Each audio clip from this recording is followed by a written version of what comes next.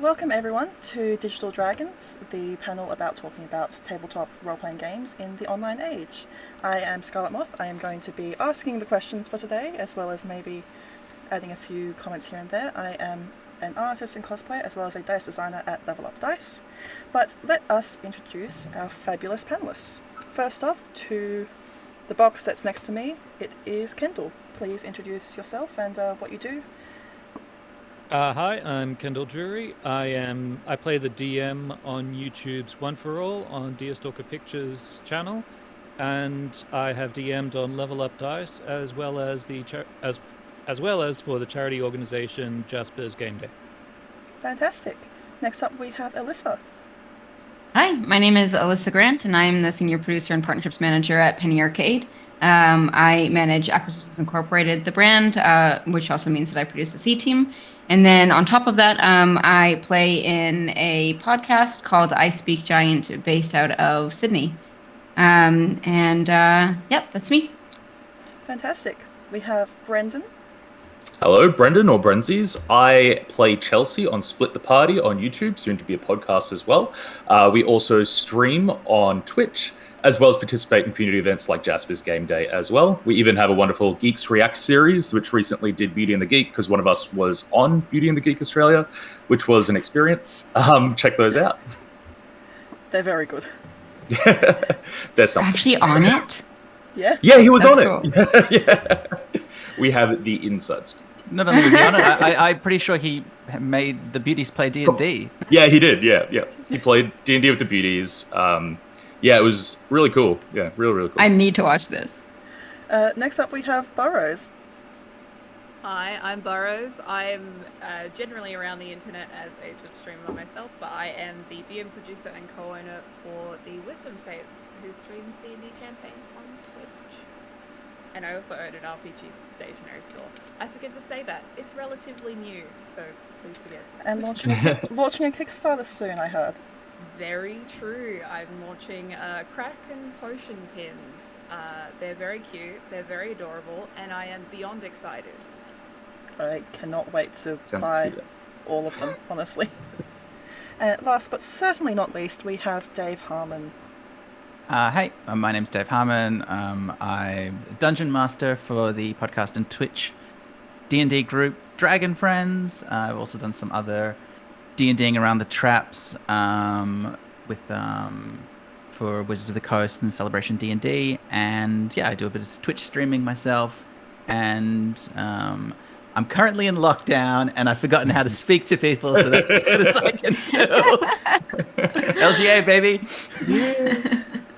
It's okay, just think of us as pictures on a screen if it helps. Oh god, that's all I've been talking to for months. I've just been talking to my imaginary friends. Yeah, it's dire. It's getting dire, but it's going to be okay. We'll try and keep the mental breakdown to after the panel, and I think we'll be fine. Well, We can edit it out. It's fun. what are tabletop RPGs if not role-playing your imaginary character with your other imaginary friends? Exactly. Look, I went outside today, and it still exists. Oh, that's very comforting to hear. Yeah. I went outside and went back inside promptly because I forgot it's hay fever season, so... Yeah. Yeah, I went a lovely walk about 3 meters to my mailbox and then back again. Great beautiful. sunshine. Lovely. Got slightly sunburnt still. But Of course, we're narrative recording on- this. Oh, sorry. Sorry. No, you go. I was going to say, we're recording this sort of in mid-September, and this stream, I think, is happening in PAX at the beginning of October, when I assume COVID has been completely cured, and there'll be no more COVID anymore. Sure. So Congratulations. This is a distant memory. I can only assume everything got a lot better very quickly for everyone. Hello, Fingers October. crossed. How great is it that all the world's problems got fixed in the last month? I know. They had to fix them in time for Halloween. Yeah. Yeah. right. I'm gay, so Halloween is like our Christmas, so it needs to be by Halloween. So let's start off by asking how each of you got into tabletop role-playing and what your experience with coming into it was. So whoever wants to start, I will pass you the speaking baton. I'll start. all speak at I'll once. bite the bullet. I probably have the most boring story. Anyway, so I distinctly remember really being hearing about Dungeons and Dragons and not knowing how it was played at all. A bunch of friends and I had those friends who were really into Wheel of Time and reading epic fantasy novels that tried to get me into it. And I read 3 books and they kept telling me the books were going to get better, even though they were 800 pages and whatever. Anyway, those friends, we were like, let's play D&D. So we got the book, we sat down, we thought we could just sit down and play it, as opposed to there needing to be like a dungeon master and all those things. So like, I think we tried like 3 different times, but no one really understood what was happening. I think the most we did was filled out some character sheets, and then that took an entire evening, and then we never truly played the game until you kind of need to find those people who already play it, and that helps a lot. That like breaks through that barrier. So years later, with a different group of friends, actually Matt Brown, who I currently do Briefcase, who I currently do Split the Party with, we did it with him and his friend Steven DM'd a game for us, and we had such an amazing time. We did that for a while, and then we tried to make a podcast of it because we thought what we were making was the funniest thing ever. It was the most horrendous audio quality you could ever imagine and will never see the light of day. Probably wasn't good either. But then we kept playing, and then eventually we started up, and then we're like, let's try this thing again. But like, we're film school students, so let's start videoing it because we can. So what could go wrong? And then we did, and then we started putting it up on YouTube, and we've been doing that for years now. So like, weirdly, majority of my D&D has been on camera, but I like still like kind of 50-50 it at the moment. Like I love playing my campaigns off camera, but then doing it on camera at the same time. It's kind of nice having your own thing to yourself. Mm-hmm. But yeah, just kind of like having that person there that can like help you break through the like, how do you actually play again kind of mentality is really important. But yeah, that's how I got into D&D. Let's go with Burrows next. I was going to say I'm going to challenge you to make my story more boring. So I got into D&D. I feel like how a lot of people got into D&D in the last couple of years from the launch of... So a bunch of friends of mine invited me to come to a one-shot that eventually turned into a campaign, as most of them do. But this was a couple of months after campaign 2 of Critical Role. So that was the first thing I'd watched. Everyone was like, you need to watch this thing, it's very important. And I'd watched like bits and pieces before and I had no idea what was going on. So I was like, all right, okay, I don't understand it all. Okay, sure. And then a couple of months later, someone was like, hey, would you like to be in a one-shot? I'm like, sure. And then I get there and they're like, here, we're making up characters for a full campaign. This could last for a couple of years. And so I did. I joined on to that and ended up having a really great time. And then shortly after that campaign dissolved, I started to move to playing D&D online. Like you, most of my D&D experience has actually been online. All of my DMing has been online. Trial by fire. Good and terrifying, because every single time we used to go to our YouTube page, used to autoplay the very first session, and I can hear the nerves in my voice, and it's just pain. But now it's great, and I have a memory forever living on the internet of all of my experience, so it's good. Oh, I feel that's part about seeing how you used to DM viscerally with some of the campaigns I've run, and just thinking, oh, you sweet child, you thought that you needed to prepare so much when really you can just write a few sentences and your players will go off the rails and it doesn't matter. Yeah.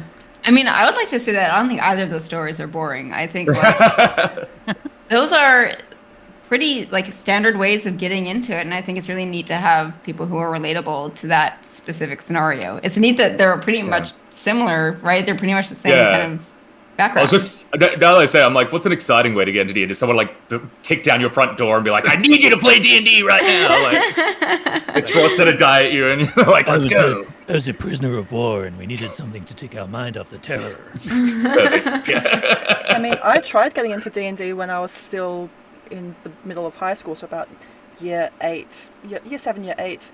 And it was probably at the tail end of 3.5 or the beginning of 4th edition. I'm trying to think when it would have been. But I tried, and I went to the meetup, and it was all everyone else was all boys, and I really wanted to get into it. And we had the maps and everything. It was just one session, but we were playing out in the courtyard in a sort of secluded area, but some people were throwing sandwiches at us. And so I was just like, oh no, I can't do this. So I ran out halfway through and started crying.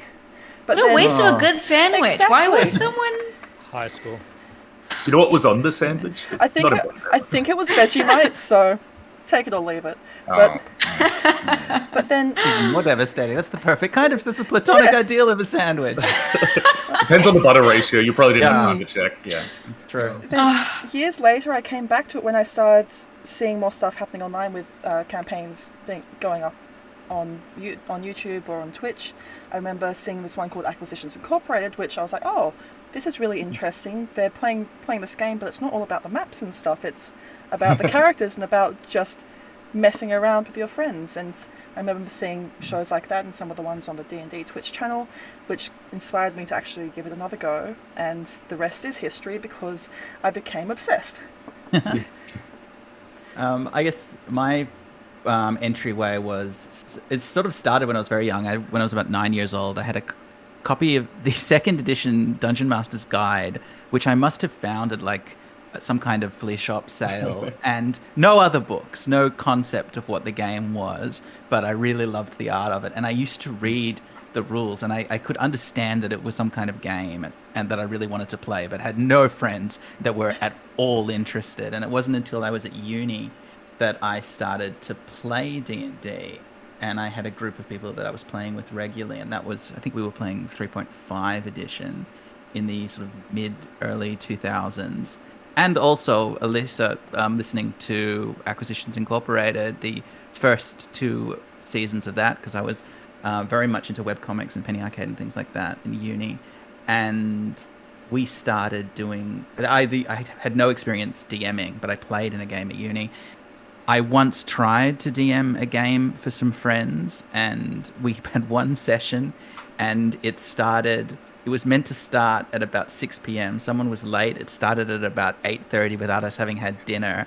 It went to about 4:30 in the morning, and it was awful. Everybody had an awful time. It was just the perfect example of a first DM's hostage negotiation of the game. You guys sat down for 8 hours though, so something went right. The bits where we weren't playing were really fun. You managed to organise a group. Yeah. Well, let me tell you, we did not meet up for the next session, and we never played again. And yeah, I guess I started playing Dragon Friends in, I think it was around 2014, 2015, when 5th edition was coming out. And originally we didn't plan to make a podcast or plan to do anything with much continuity. It was envisioned as a one-off improv comedy show at an improv comedy theatre. And we enjoyed doing it, and we recorded it because we thought the recording would be good in case we ever did do another one and we wanted to remember what had happened, but we had no plans to release it. But then eventually we enjoyed ourselves, and we decided to just do 6 of them and then just do a year of them, and then we just kept doing them, and all became insane. and that is my story. I feel like this is. We had fun, and then this is like an AA meeting now. Yeah. Yeah, it's like we had fun, and then it just never ended, and it just kept going and going and going. For me, I think I had a similar story where I remember a bunch of buddies decided, oh, we should play D&D. Let's get some books, and then we were like, where do we start? How does this even work? And this was when I was like, I don't know, 14 or 15. And so I remember we bought a bunch of like secondhand books, and then we just never touched them. And then when I was 16 or 17, a friend was like, I think that you would love D&D. Let's get a group together. And he had played a ton and was an incredible DM. And as soon as we started playing, I was hooked. And he was also not at that time into 3.5. I think he really liked a mix between 1 and first edition and second edition.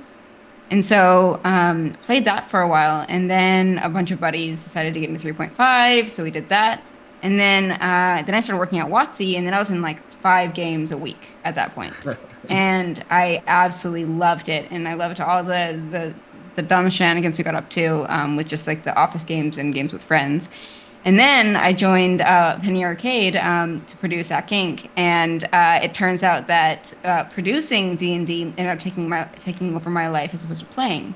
So I would say that there was about maybe like 2.5 years there where I didn't have the bandwidth to play, and then once I was able to kind of get the hang of work-life balance with producing, I started to play again, and I'm having a blast just like dabbling into all TRPGs at this point. Like Tales from the Loop is incredible, and Call of Cthulhu is such a great system, and so it's really fun just jumping around and exploring the different worlds and different approaches to role-playing. Yeah. I suppose Kendall, also, I'm not sure how you got involved, but all the whole role-playing side of things has really lent into what you're doing with One for All. Yes, that's a good segue.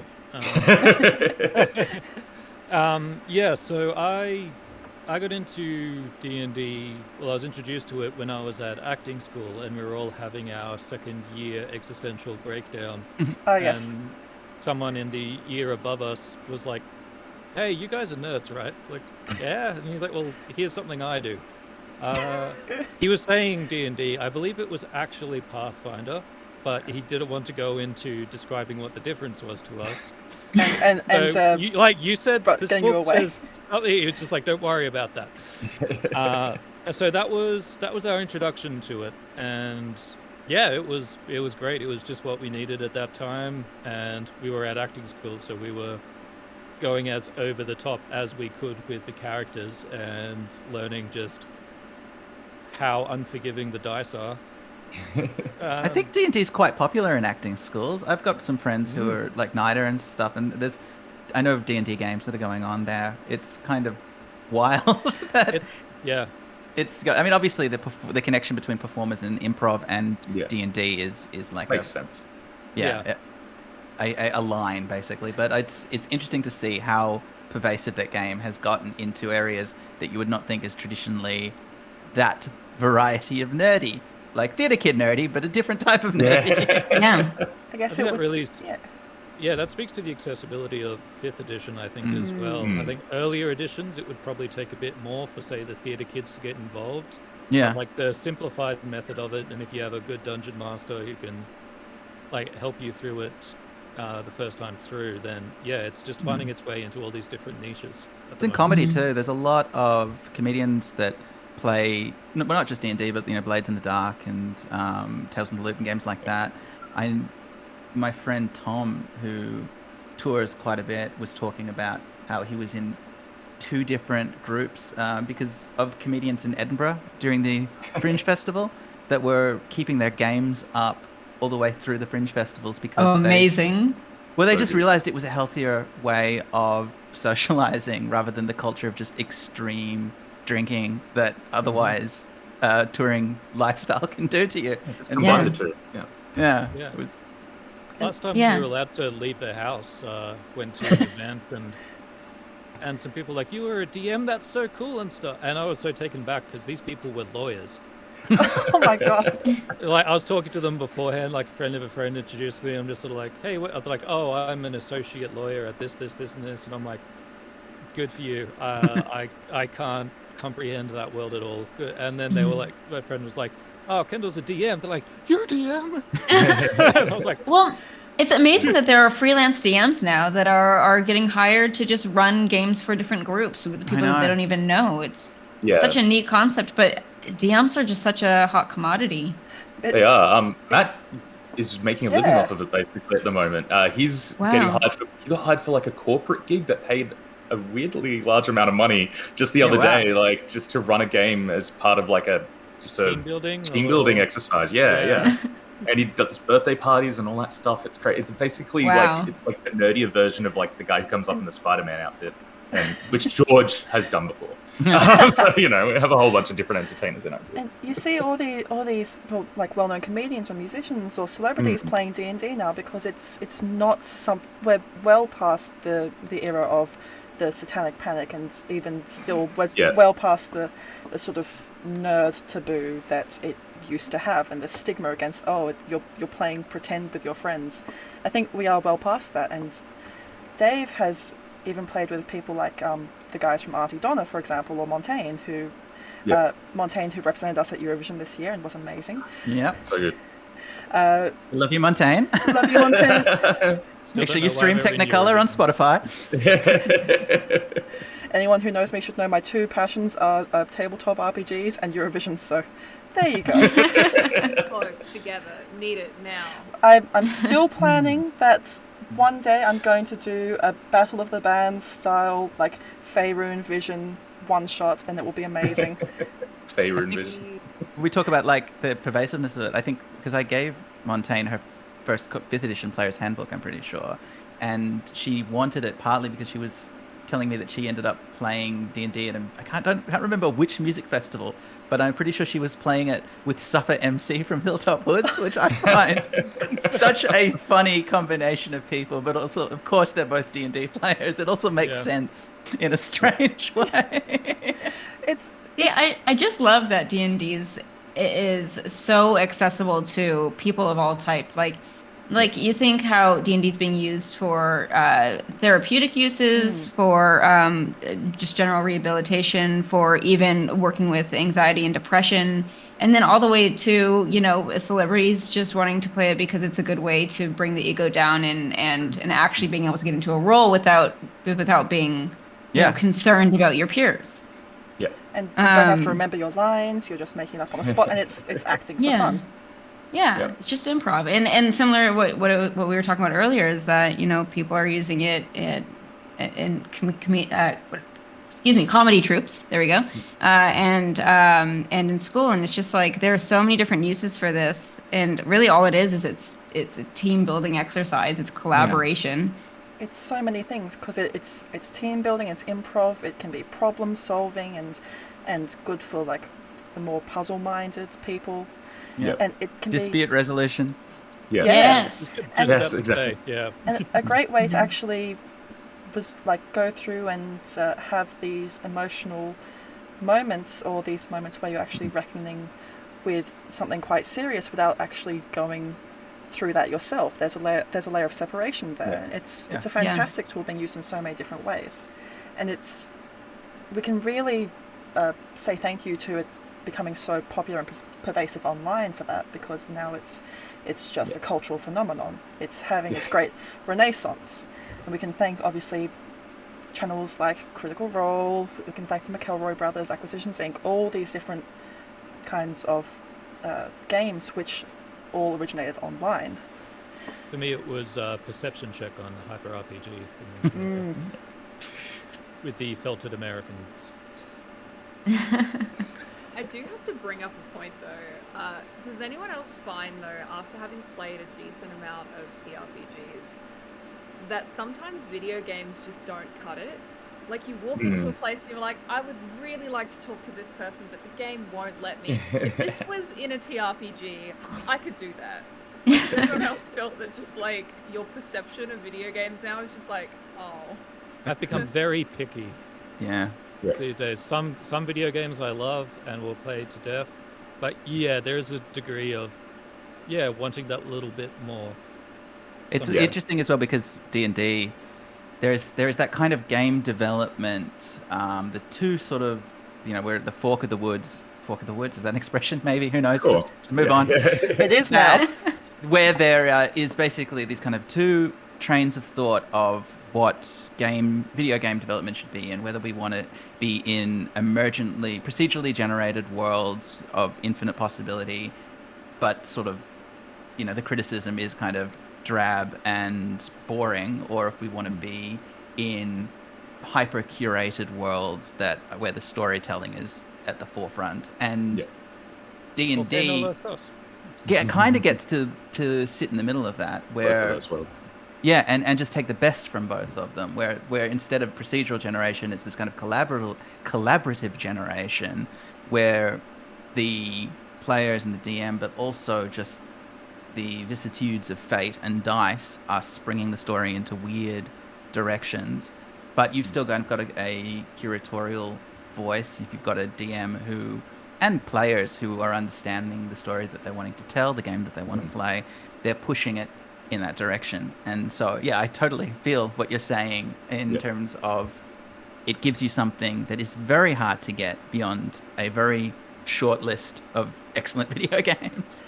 And it's something as well, when you're playing in these games, you know that no group is going to have the exact same situation or the exact same outcome as you, because every situation will always be completely unique, even if the gameplay itself is not, how your characters and how your group responds to things is always going to be different. You're not going to be having the same problems as, say, the Critical Role crew might, or you're not going to be DMing in the same way as this famous DM or that famous DM. It's always going to be your voices that are at the forefront, which I think is probably one of the reasons why it's become so popular, especially online and with younger people. Yeah, and if you're lucky enough to find a good community, you can be like, this is the type of game I'm looking for. It's like, I prefer less combat, more roleplay. Other people are like, I'm a min-maxer, can I go like a full meat grinder thing? And some DMs are up for it. It's if you get into the right circles and are lucky enough to be able to sort of pick and choose a little bit after finding out what you like, it just, takes that extra bit further. Yeah. I think that kind of lends to the idea that a lot of people ask, well, how do you play D&D incorrectly or TRPGs incorrectly? And my only response to that is, if not everyone at the table is having fun, that's the only time that you're playing it incorrectly. And like, you're completely right. It could be whatever it is that you want. It could be mechanic heavy. It could be story heavy. It could be a mixture. Yeah. But as long as everyone's having a good time and it's collaborative, or maybe people don't like collaborative storytelling. I don't know. But like maybe, however it is that you like it, I like that it allows for you to find that niche that you enjoy. And there's also never any shame in like stepping away from a game that you're not vibing with as well. I think sometimes people might feel like they've committed to something, so they need to see it through. But if you're like, oh, this is a really like power hungry, like combat heavy thing, and I'm here for the campfire moments, and they're not really happening in this campaign. Especially if it's just like one you've come into online, which the beauty of it is you can just like DM the DM, just be like, hey, is this something you're leaning towards? If not, then I might just bow out, Yeah. It's always a good option. That is a great like realization to make. It's like when you're into it, like I know when I got into it the first time, I did feel too nervous to admit when a session wasn't fun for me. I just thought it would make me seem ungrateful. Or something like that. I'm a generally nervous person anyway, always assuming people hate me for everything I ever say, including this. But yeah, like learning that like, DMs and other players, 99% of the time, they want everyone at the table to be having fun. Yeah. So they want you to speak up. Maybe you're in the right, maybe you need some education to be like steered in the right to think of it differently, but if you're not having the most fun, you can definitely just mention it, and it's not like you're losing those friendships forever if you say this is a game I'm not really enjoying anymore. And I think unless you want to lose those friendships forever. It's your life. You want. I think we can really thank the hobby being so online nowadays for having all these resources that people can turn to, and realizing that you're not just locked in with the people in your area. I don't have any, I'm in lockdown, I don't have any in-person games, but even before that, and before the whole, the big C that happened, I was only playing games online, and that is still just as valid and powerful a way to play these games as it is to be playing around a table in person. I think that, they can be more fun. I play some games that are live, and I play some games online. And I find that they lend themselves to different games. I've got I'm lucky enough that because of Dragon Friends, I've got like a table and I've got miniatures and things like that. But you can't do map-based exploration in the real world quite like you can do with a virtual tabletop, because you can't sit there and you can't make everybody wait while you build a map slowly and arduously. You can't adjust things on the fly. But if you're using anything from like Roll20 to Tailspire or sort of whatever your thing of choice is, you can do these incredibly terrain-based, map-based games that scratch for me a completely different sort of urge of a different type of D&D that I find very fun. But I find that I would do different games in both different ways in a heartbeat. And there are even games where I could be with my friends where I would prefer to do them through a virtual tabletop, just because those tools are really cool. Mm-hmm. Yeah, I also find that I'm not super rules oriented. I have a hard time retaining rules, and those tools that have come up online, like you mentioned with Roll20 or D&D Beyond, or like really any of the virtual tabletop platforms, have really helped me just like feel much more at ease when I'm playing, because like still I've played for well over a decade now, and I still can't remember the most basic things to roll. So it's really nice to be able to not have to worry about those small things that will ultimately actually not impact the game as much. Whereas before, like with paper and pencil, it's like you have to remember these rules, or you have the book next to you and you have to dig for it if you didn't get it right, if that's the way that your campaign is going. Just remembering the moments where you have to like take a 5-minute break to bring out the player's handbook and just flip and frantically through the book trying to find the rule that you're looking for. That is the first house rule for me and my friends, and it's the first thing I always recommend to other people, which is do never open a rule book. Other people may disagree with this, but I'm like, never open a rule book during a game. Just make a call and move on. And that comes from being a child trying to teach myself Warhammer and just looking in errata and indexes for 4 hours and having to go home. And so I don't want to do that anymore. Yeah. Meanwhile, nowadays you can just open up however many tabs you want for your next turn. And like, is this like, look up this spell, look up this wild shape, have my wild shape list of what responds to which challenge rating. Yeah. You can crash Google Chrome now, looking up all the different rules that you I haven't yet. I will still get them wrong as well. Yeah, 100%. There's still the rule is written here, like you've honed in on the bit of the answer that you think is right. Yeah, I think similar to what you're saying, it's like sometimes I'm not sure on the rule, but it's just like as long as I'm consistent on it for this session, I'll make this call now. It might be wrong, but it'll be the same for the rest of this session so that it's fair. There's something, Dave. Oh, sorry. Sorry. No, you go. So many people, and I also struggled a lot with this for a lot of it, is like there is nothing wrong with not using the rule. No. You are not inherently wrong for deciding that rule's silly, I don't like that, I'm not going to use it anymore. That doesn't inherently make anything wrong, and like we are all fallible. If anyone asks me a school of magic, I have no idea, and I'll just throw one out into the wind. I'm just like, I don't know, evocation, I guess. It's always evocation. I was thinking that too. 80% of spells, I have no idea if that's actually true, but just fudge it. We'll work it out later. School of Occupational Health and Safety. Yeah. Aware of magical creatures, I guess. I don't know. You're like, I'm so clever. I've homebrewed this spell and stuff. And someone's like, I cast Identify on it.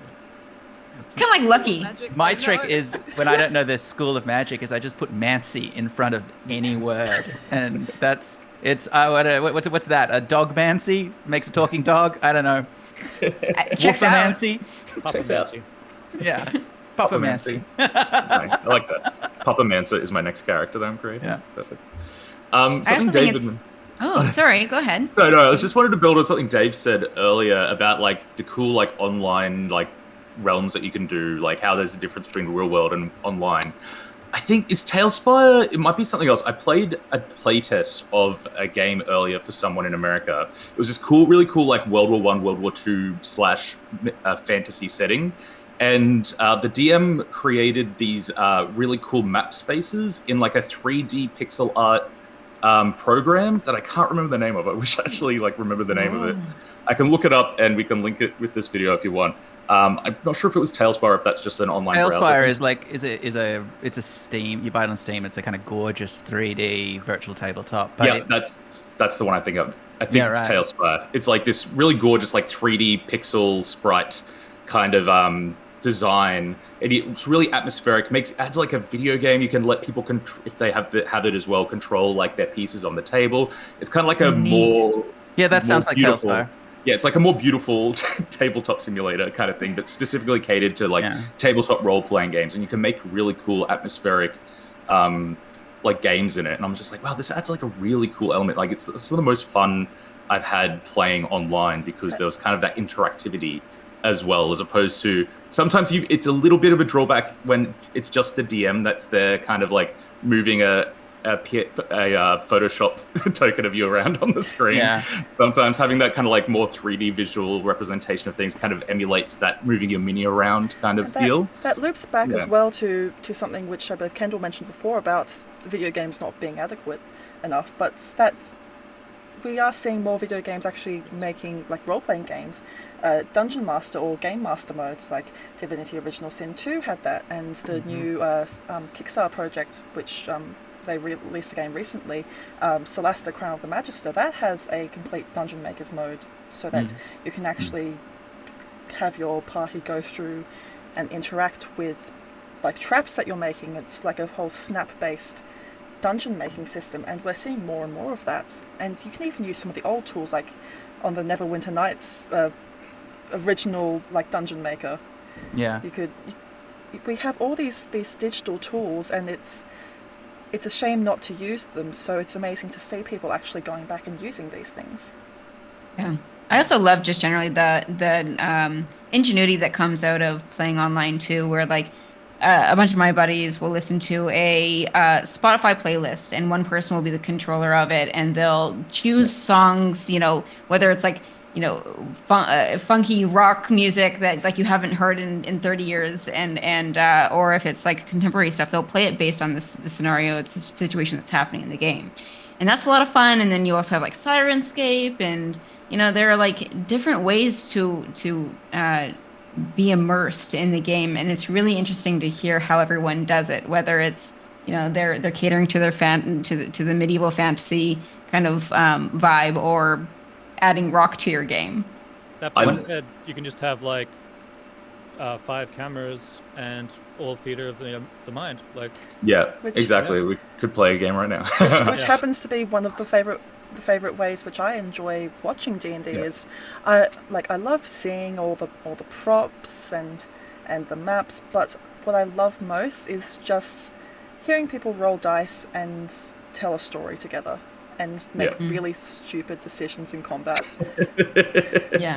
Always. As long as it fits in with the character. Oh yeah. Yeah. Going back to the music though, I love the DJ aspect of online play, and the little fights people might have over control of it. But a tip out there is a good midway between different art styles is bardcore. I've recently rediscovering bardcore, and it is like the perfect mixture of like there are so many bardcore covers of modern songs. So it's basically like a medieval bard is playing Single Ladies by Beyonce. And it's like I have never heard of this. This is incredible. It's an amazing genre. You need to listen to the bardcore cover of Jolene. Yeah. It's fantastic. There are literal YouTube playlists, hundreds of songs long, of bardcore that you could just put on in the background if you really want to. Why did you expose me to this?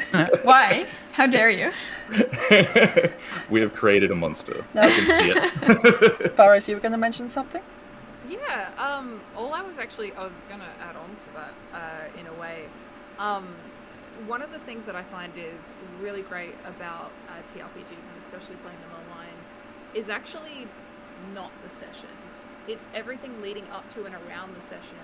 Like, it's your players that kind of invest in like spending time. Like, I have players who write like journal entries, and we consider turning them into like audiobook formats for like audiences, so that they can have like a audio-visual representation of like how their character is feeling and like all of that kind of thing. And it just helps with immersion. It helps us all get into character. It just helps be motivated. And sometimes some of the best moments come from you talking about the things that you've already done, if that makes sense.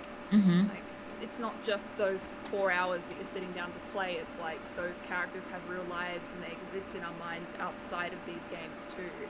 and you really get many different opportunities to interact with them. It's What's- creating the mythology around it. Yeah. Yeah, exactly. What's kind of really lovely with both of those things is also their opportunities where somebody who's not the dungeon master can create an authorial voice beyond playing a character. So when somebody who's not the DM is picking a playlist, they're riffing with the DM a little bit on the mood of the world. And I've got a player in my home campaign who keeps a diary, and it's full of we're playing the Tomb of Annihilation, so it's perfect for this because it's a Grail diary full of diagrams of traps, runes, puzzles that they haven't solved yet, and also just people that they've met, things that they want to remember. And it's the only artifact that will endure after the game's over, is that she's going to have this wonderful diary. I did the exact same thing while playing Tomb of Annihilation. My character was a documentarian. Think like Nigel Thornberry meets Richard Attenborough, kind of like style character, but he was also had a samurai sword. He was like Last Samurai as well.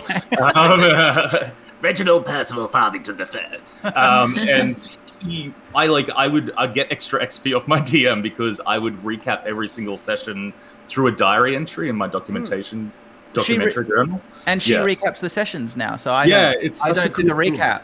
Amazing. Yeah, you can tell the DM kind of loves it. It's for a bit of a DM kiss ass, It's I collect journals so I can take notes. Yeah.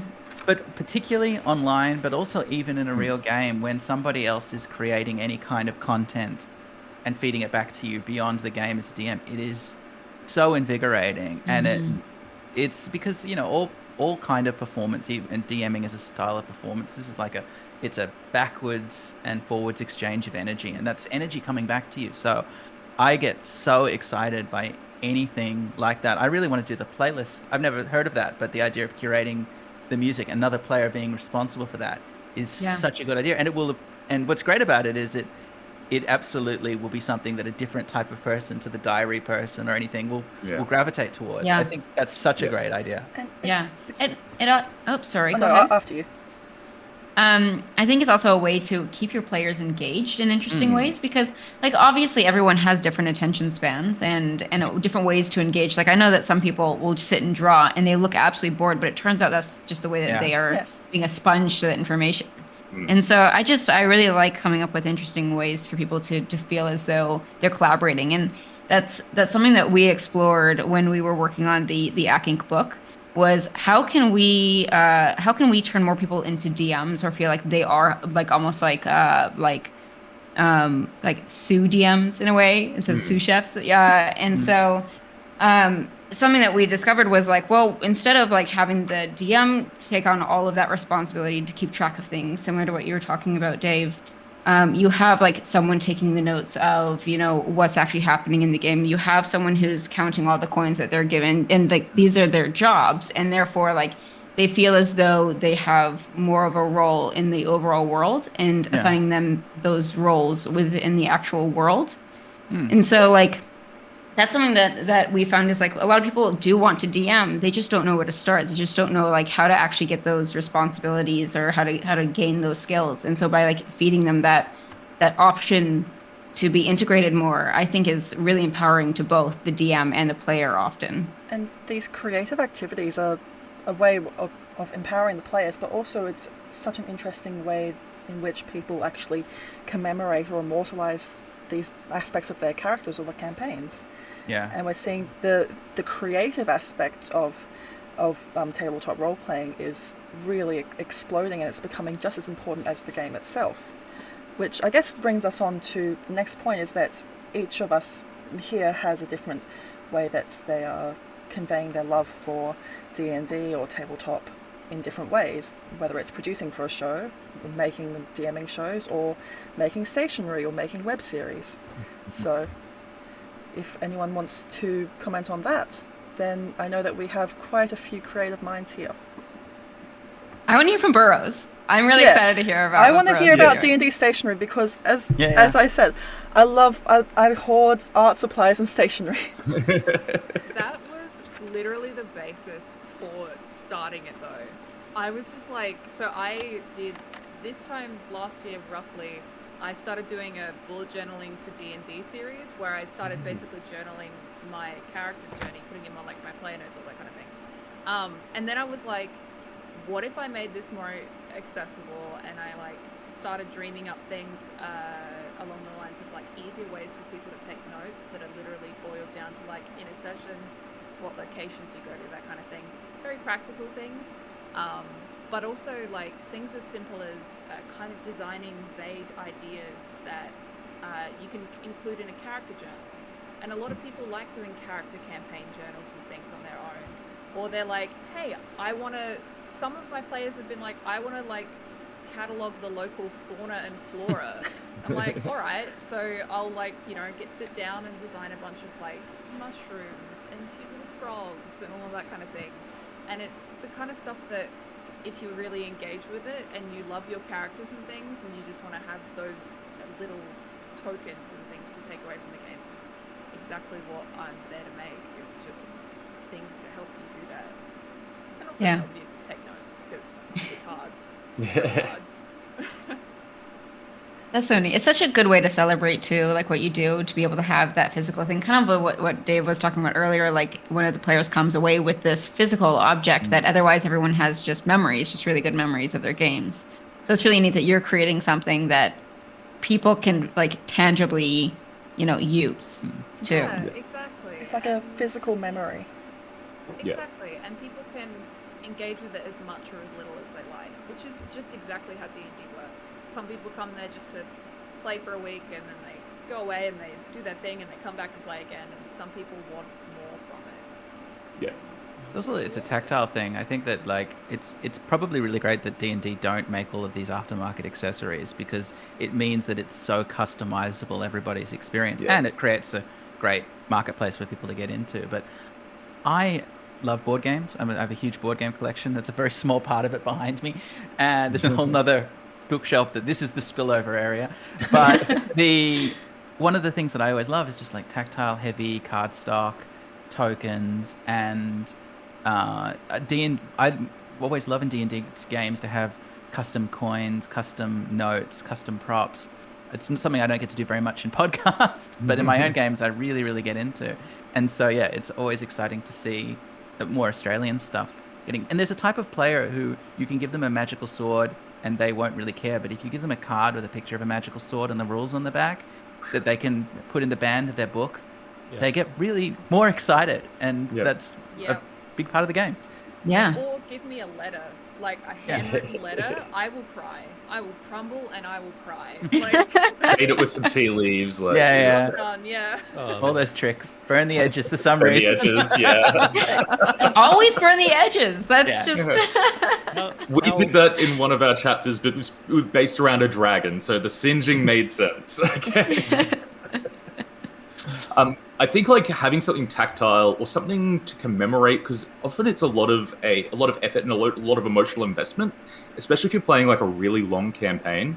Like I know the group when we played Tomb of Annihilation as well, and it was this wasn't on camera, but it was like 2 years of our life basically that we spent together. And I think that's why so many people do stuff like they want something tactile, so like a diary, or even like why Hero Forge is so huge, because people can create their characters.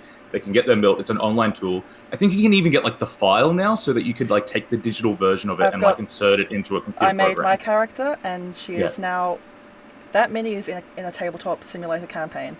Yes. So, see, that's what I love. Like those like special tools. I think that's why like artists must be making bank. Some must be making bank off of like the commissions. People like want like family portraits of the D&D groups. Like I was like this close to dropping $300 on one. So it's like, but we get like art for our channel as well. It's like being able to like visualize and like have everyone like represented as well.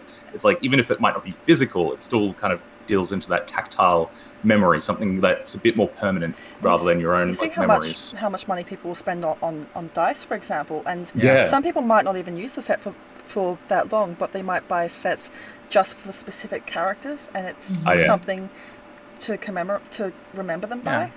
Yeah, 100%. It's hard because it puts a lot of pressure on the DM, but there's a company in the States called Beadle and Grimm who more people should do this idea, which is that they break up core published adventures into milestones that are commemorated by a token, and that might be that you've got the deed to the Fantasy Tavern, for example, and now here are some shot glasses from the Fantasy Tavern. You've met the elven wizard, and here's a ring with their family seal. And the idea being that at points through the adventure, you mark milestones not just by leveling up, but by the DM saying, and here's something that you can keep that's that's tangible, neat. which is such a good idea. Yeah, those physical gifts I think really go a long way, and it's like the Hero Forge, for example. I remember one year in a buddies game, they all made their minis for their DM and gave it to him for Christmas. And I remember like one year, one of the groups that I was in decided we're all just going to do a Secret Santa where we're going to just do D&D related gifts. And one of my buddies took the map of Barovia and made it into coasters. And it's like, cool. There are just like so many unique ways to celebrate what we do, and like the in jokes that we make at our table, whether it's streamed content or home content, it matters so much. And like to that point, like I also think it's really interesting how much we're able to explore ourselves and also our own group dynamics through TRPGs too. And I don't know, it just really furthers a lot of relationships even with yourself, Yeah.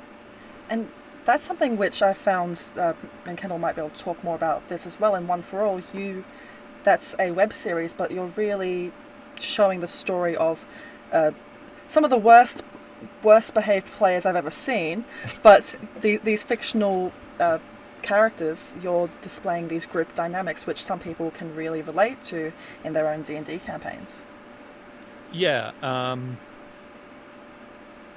yeah, we're not sure. Like, when some people are like, a lot of Fall, who plays Nixie, gets a lot of fan mail saying Nixie's like an inspiration in how I want to play. And she's like, no, you're not supposed to. You're not supposed to set everything on fire. Yeah. But yeah, I guess like as we were saying before about like what game you're in, and the only rule is everyone enjoying it? Is everyone having fun? I mean, we started making the show based off the experiences of the writer-director Elliot and the group he played with, and they're just they're experiences that most tables have. There's a reason they're tropes sometimes. We started like moving away from that. Yeah, that one was just us like sitting around after a shooting day trying to like pitch the worst magic items to each other, and then we were just jotting down our favorites, and then we just made it into an episode. And now you can make merch of those items. Maybe can we? I don't. I'm not in the business side of it that much. I'm just like, is there a script to do? Yep, thank you. Give me my lines. I'll do something. To me, it looked like you're looking at Dave for permission, and I was like, can he? Why not? Dave, what's your ruling? It is on because Wizards does encourage fan content, and that's one of the reasons we can do the show, and a reason a lot of podcasts and YouTube creators can like enjoy it. It's not like there's a legal gray area on whether or not you can use it. It's like, if it's fan content, we want you to do it. And that's just part of the collaboration that the creators are having with the community at the moment. There's probably pitfalls here and there. I won't go into them now, but they are listening to the community as well, like through like allowing that fan content, or not just allowing, but encouraging it. But also, if you got Tasha's Cauldron of Everything, that was just like a lot of things people in the community were asking for a long time. It's like people were saying, yeah, I don't like having the racial benefits, I want background benefits. And like, I want the feats I want to be able to choose what my progression tree is. It's like, it's either this one thing for Ranger, or I could have this optional one. And if you look at The Wild Beyond the Witchlight, they're moving forward. That's how they're still doing that as well. So that's very much a conscious decision for the future of D&D. Yeah. I think they listened to what the people were saying. I love D&D, but this would make it better, and they said, okay, well, we'll do that. And that circles back to, because a lot of that would not have been possible without having this mass online forum for feedback which is Yeah. just from everything from Facebook to Twitter to just being online and hearing what players are saying about the games they've played in. I think there's for tabletop designers, this is one of the best times to be around because there are so many avenues for you to get yourself out there, but also to receive feedback and hear from people who've actually played your game, Yeah. as well as other creatives within the industry, such as the people who are making things for online play or making stationery, making shiny click-clack math rocks, etc. Yeah. Yeah. You know, I'm really glad that you brought up, you know, people making things adjacent to these platforms because I think that there's a huge discussion happening right now of like, if you are just a consumer, if you are just an audience member of a D&D show or any TRPG show, are you considered a player yourself? And I think similarly, if you create items that celebrate these platforms, are you technically a player yourself? And my answer is always yes, because you are in the community. And so it's really neat to acknowledge those people who are basically like not people jumping on camera and playing these games in front of people, but they're the ones who are actually like grabbing people's attention and giving them these physical items to celebrate what it is that they're watching online. Yeah. I think those things are almost just as important as people who are jumping on and streaming their games. And go back to rule 1. There's no wrong way to play D&D. Making 30 character sheets and putting them in a drawer and never using them is playing D&D. Like, Yeah. Like, who has sat down on their kitchen floor for hours and rolled dice just because? Yeah. Me every day. I found that dice make the best fidget toys. I got a D20 spinning ring just to... Hey. I have that one too, but I Just- keep a really nice chunky dice for whenever I'm in meetings and the like, just so I can just concentrate and think about something. But it's having all of those different aspects is so important to the hobby, and I'm glad that we're actually starting to recognize that, and that the people who make these tools and the creatives who are actually helping to prop up the game are just as valued as everyone else. Mm-hmm. Now, I think that is just about time up for us, but we'll hear everyone's last closing thoughts and also where we can find everyone. So, You go first. okay, Mega the Bloodbath. Whoever wants to first. I'll do it first. Whoever draws I'll do first it blood. again. We'll do it again. Wait. Go ahead. Sorry. Okay, yeah. Fight. Let me just. So I've got a cat here that's in my bag. Oh, I was wondering, Yeah, sorry. what that was. I was This is pandering. This is obvious pandering. Obvious pandering. This does not count as your sign-off. My name's Brendan again. I am part of Split the Party. You can find us on YouTube. You can find us on Twitch. We have a podcast that'll be coming out soon as well. That is a recap of our video stuff. If you don't like just watching stuff, you just like listening to stuff. You can find us on there and on all of the social medias. We have more of our D&D actual play coming up, as well as special videos we're doing of newer role-playing games, such as one someone sent us called Coffee and Chaos, which we basically took our D&D characters and made them run a cat cafe for a day, and involving real cutlery and everything like that. It was absolute mayhem. I need it. And also, we had a little beta test module of the Avatar RPG where we got together and started playing that as well, which I decided on a character voice that actually wrecks my vocal cords. So that'll be fun. Congratulations. Warm up first. Yeah. If you're doing it, I don't know why I decided to speak like Naruto. Yeah. It was like playing flat on the vocal cords. Yeah, I am the vocal cords. I'm a 14-year-old boy. And like, oh, at the end of it, I was like, oh, why? But yes, Split the Party. Burrows, where can we find you and your stuff and the stuff you make and the stuff?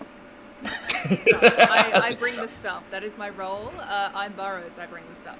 I am a Twitch streamer and content creator online. I'm at Burrows Red on basically every single platform, but I also own Burrows Art, which is an RPG stationery store, and I also DM and play on the Wisdom Saves channel as well on Twitch Tuesdays and Sundays. So good stuff. Dave, where can we find you? So the main stuff that I'm working on at the moment is the Dragon Friends. You can find that at thedragonfriends.com, and Gribbets.agency is our Twitch stream, the Gribbets Detective Agency, which will have just started again by the time it's out. So we're starting season 2, Slaughter Deep. You can check that out, and I know, terrible name. And you can find me on Twitter and Twitch at Dave Harmon, and yeah, I think that's about it for me. Alyssa. So, gosh, you can find me lurking behind stage or backstage at PAX's, and then also on Twitter and Instagram at Hobbitses, and then also usually behind the scenes during the C-Team stream on Wednesdays, and then also on iSpeakGiant.com for the podcast. I also really wanted to quickly say before we go to the last one, I really wanted to say thank you all for this conversation. It was really nice to have a discussion about it as opposed to just like a standard panel of like going through the questions like one by one. This was awesome. Yeah, agreed. Seconded, thirded. Yeah, okay, it was Motion run very passed. well. Thank Certified. Yep. Kendall, where can we find you? And also, what about your Kickstarter, which just achieved its goal? Oh yeah. Well, least important things first. You can find me on Instagram at Kendall the Human or Twitter at Kendall's Dumb. And you can watch One for All on YouTube at Dear Stalker Pictures. We closed our Kickstarter with quite a bit of leeway. I think it was, and yeah, special thanks to the community. If any of you are watching, even if any of you aren't watching, just thank you via the ether of the universe. We somehow reached our goal in just under 10 hours, and then we got to about like 150% of it. Those who are tasked with writing and preparing how to shoot it are doing that now. Yeah. I don't envy their task, but as soon as we are able to film, this whole lockdown situation eases up, we'll be putting your money to very good use and hopefully making something that we can be proud of and you can love watching. Fantastic. And last, and I don't know, me, I'm Scarlet Moth. I'm an artist, cosplayer, dice designer, and D&D streamer. Hopefully by the time that this is up, I'll have started back up with DMing the game, which I was DMing last year and put on hold to finish my university degree. So that is Scrolls Foretold, which is an Elder Scrolls themed campaign based on 5th edition rules. So hopefully we'll have that started up again by the time that PAX Oz Online is up. You can also find more of my stuff over on That Scarlet Moth on Twitter, or Scarlet Moth on everything else, because someone stole Scarlet Moth on Twitter, and I'm not angry about it. But yes, a little bit angry. But This is a Highlander situation. There can only be one. You know what to do. This is a fight to the death. But you will usually find me making tabletop-related content, whether that's cosplays from Baldur's Gate 3 or designing dice as my main job, which gets me the money to buy more dice. So come have a chat. And thank you all to everyone who watches this. We'll hopefully have some conversations with you all over in the PAX Oz Online Discord when that goes live, and you can chat with us in there about the panel, and we can answer your questions, or talk about how much we like dice or D&D or any of that, because I tend to do that a lot. And thank you very much to PAX Oz for having us. Thank you. Toodles, eat lots of noodles. Thank you very much. I'm stealing that one. Thank you, everyone. Thanks, everyone. Thanks, Thanks, Mark. everyone.